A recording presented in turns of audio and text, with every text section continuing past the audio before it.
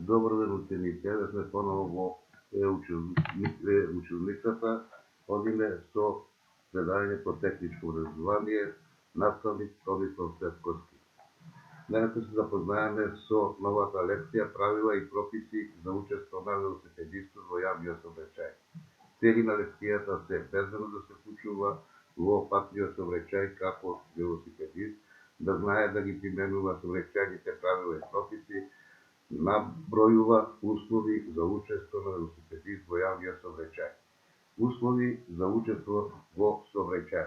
Учесникот да има наполнето 10 години, велосипедот треба да биде технички исправен, учесникот добро да ги познава сообраќајните правила и прописи, велосипедистот треба добро да ги владее техниките на возење, големината на велосипедот да одговара на возраст на велосипедистот треба да биде психофизички способен за учество во сообраќај.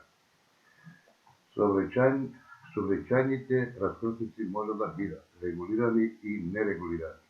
Како се регулира сообраќајот на раскрсницата? Сообраќајот на раскрсницата може да се регулира на повеќе начини. Регулирање на сообраќајот со сообраќајен полицаец, регулирање на сообраќајот со семафор, регулирање на сообраќајот со сообраќајни знаци, регулирање на сообраќајот со правилото на десната страна.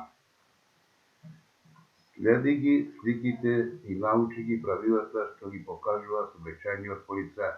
Забрано движење на сите учесници, задолжително застанување на возилото, учесниците со чии праве се дава овој знак треба да намала брзината, возилото што доаѓа од правецот на грбот и градите мора да застанат, а возилата што зајдат од бочиците насоки на полицајот има правенство на минување.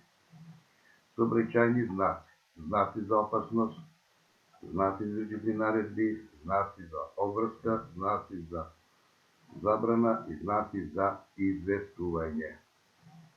Регулирање на сообраќајот со семафор. Дали знаете какво е значењето на бојата што ја покажува семафор?